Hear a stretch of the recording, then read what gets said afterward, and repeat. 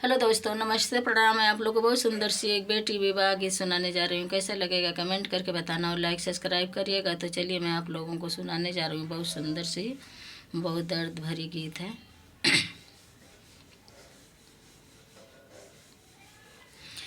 बसवा की जरिया से निकड़े करिलवा, एक कईन एक बास।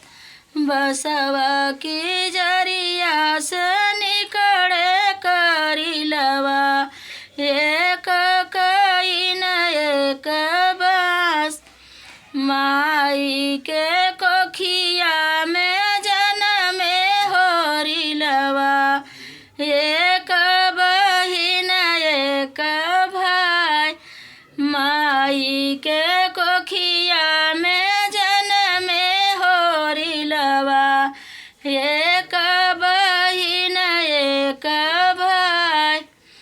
माई कहेली बेटी ने रही बियावा, भोरवैया भोरे जाए।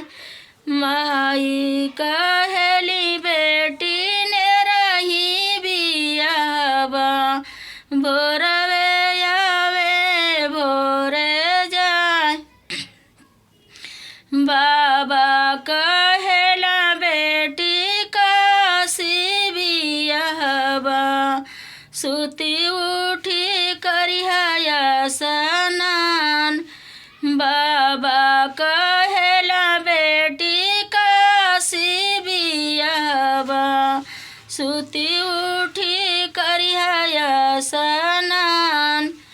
भैया कहेला बहिना सोनपुर बियाहबा, सोनवा क करिहा पयकार। भैया कहेला बहिना सोनपुर बियाहबा, सोनवा क करिहा पयकार।